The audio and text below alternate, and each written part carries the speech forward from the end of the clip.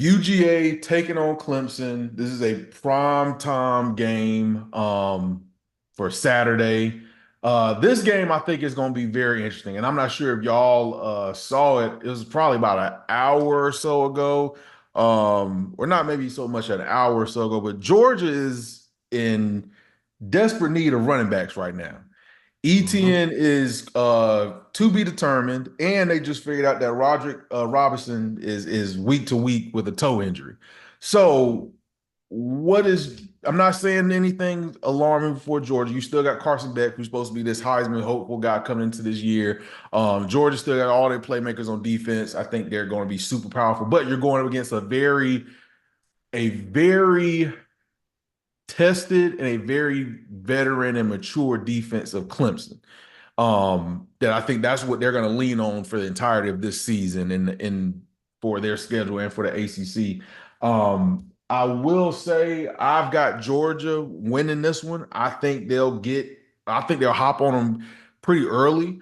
And I think they'll keep the lead for the majority of the game. I think it has a lot to do with Georgia just being Georgia. They're walking to the season. They're a top five team, top three team.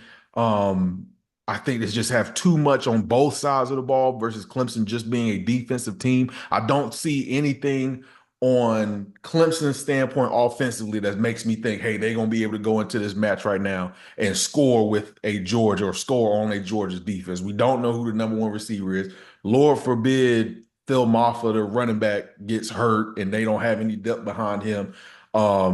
Cade Klubnik, we don't know what he is yet because he's still even at the end of last season does not look like a phenomenal or even a really justified starter for that offense. I got Georgia winning this one. I don't think it'll be close. I got 31-14. I think Clemson maybe gets two, maybe gets one late. I think it'll be interesting to see how the game starts, but I do think that offense for Clemson does not have a chance against Georgia's defense going into this game. I would have to agree with you. I think this matchup at the end of the day is going to come down to coaching. Kirby Smart is 8-0 in week one games, very similar to his mentor Nick Saban. Nick used to schedule these tough games at the beginning of the season, or these brand names at the beginning of the seasons, to find out where his team was. He didn't do it for the ratings. He didn't do it for TV numbers. He didn't do it for nothing but to find out where his team was. So I applaud Kirby Smart for following suit in that regard and scheduling Clemson. Now, Clemson is not what they used to be. We talked about it at length last season on the podcast. Dabo Sweeney's reluctance to really work the transfer portal has been hurting him, and it's going to continue to hurt him until he completely 100% embraces this process. Um, I think Carson Beck is the best quarterback on the field.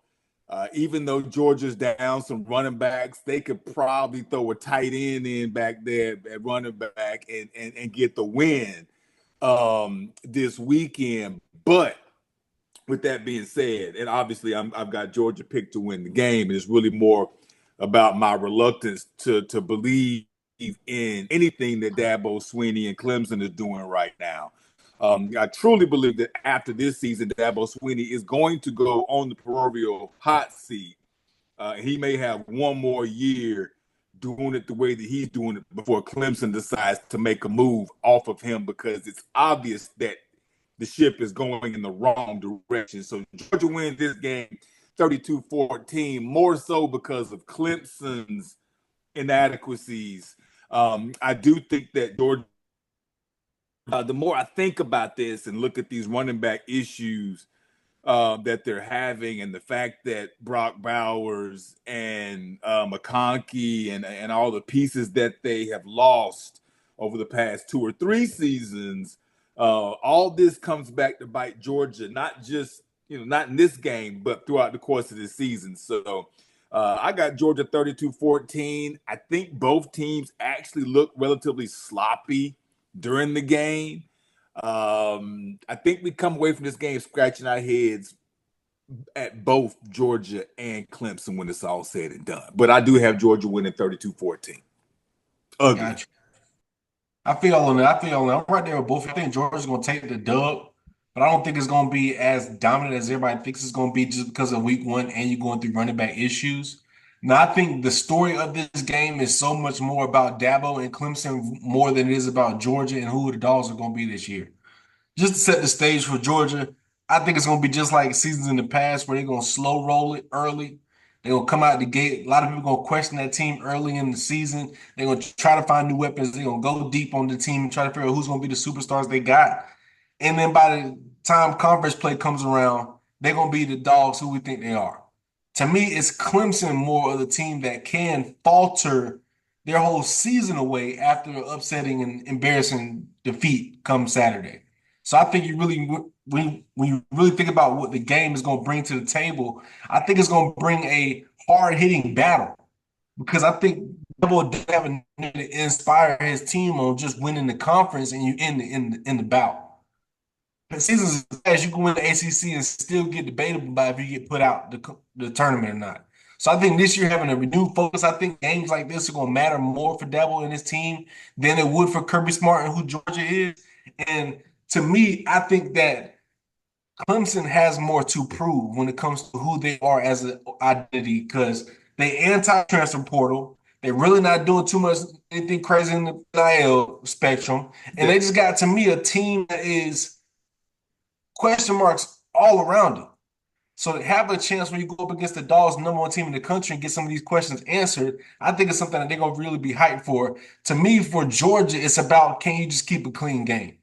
I think if you keep a clean game, no penalties, no turnover type of game, you're going to walk out of this game with a win. Now, the score, I think Georgia is going to get in the 30s. I think they got going to get 31 by hitting the field goal late in the game. But I do got Clemson getting around 24. So I think it's going to be closer than a lot of people think it's going to be. But I think it's Clemson having a late rally to try to catch up, to try to really tie things up late. But I don't think Clemson is a team that everybody thinks they are. I think they're going to have a disappointing season more than the past. And I think they're going to be outside of really the top three when you think about the ACC as a team. And I think Georgia's going to be a top team in the country, if not number one all the way through, top five, top three. So we're going to see what Saturday's going to bring.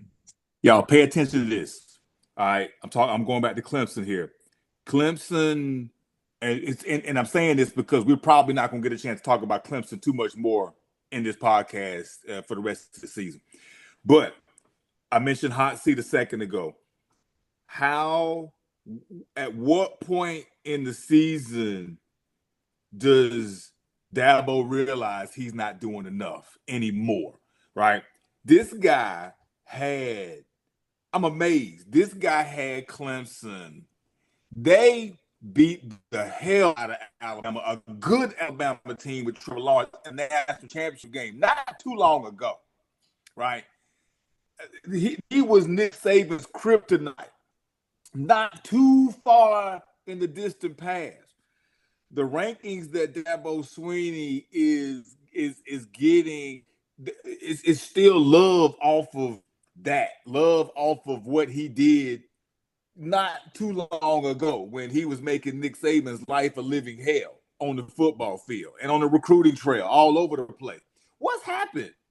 I'm not asking y'all to answer the question. I'm asking y'all in the audience out here listening, what has happened to Clemson? We all know, about Dabo and his reluctance for the portal or whatever.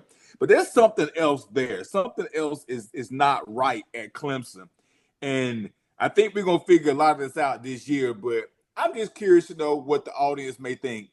Y'all folks up there in upstate South Carolina, man, what the hell going on with Clemson, man? Yeah, and I'll tell you what. Answer that question real quick, just to get 2 seconds in.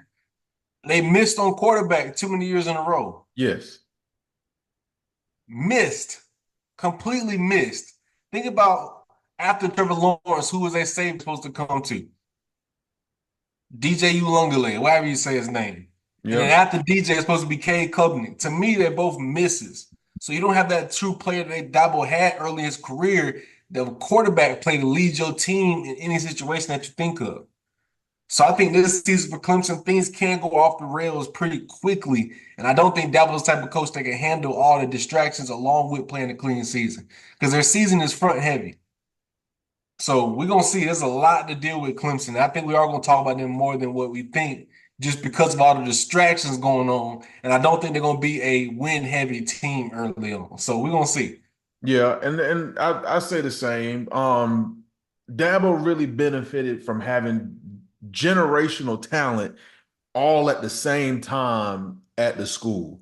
You go from Deshaun Watson, you go roll into Trevor Lawrence. You've got two perennial wide receivers in T. Higgins and Justin Ross when you had them. You had Trevor Etienne in the backfield running the ball. You had all the talent in the world, so you had that to lean back on. Now that you don't have those generational pieces, you're having to show how strong is your coaching ability. How can you get these guys and get the most out of these guys when you're really as a head coach, he's more of a manager of a coach than he is a play caller or a schemer as a coach. So you look at their schedule, you leave off of Georgia, you come back home, you've got a night game against Appalachian State. Appalachian State is known for going into people's buildings and upsetting them. Now, they're not the Appalachian State of old, but they're still a worthy opponent. And then right after that, you're playing against a top 25 North Carolina State team, NC State team with a new fresh quarterback that everybody's kind of liking from Grayson McCall, who transferred from Coastal Carolina. He's a very veteran guy. I think this is maybe fifth year. He's been playing college football for almost as long as Stetson Bennett had been when he was at Georgia. Then after that, you got to turn around and go to Florida State. That game at Florida State, if Florida State figures out a way to turn it around, DJ is looking at that game as a revenge type game. You're in Florida State for that environment. There's no time yet. I think the schedules, how they line up will be whether that'll be a night game, day game, so on and so forth.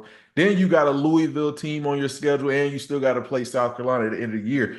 This really could turn around into being maybe a four-loss team for Clemson. What does that do for their legacy, quote unquote, and what does that do for Dabo? I don't think they'll ever get to the point where they fire Dabo.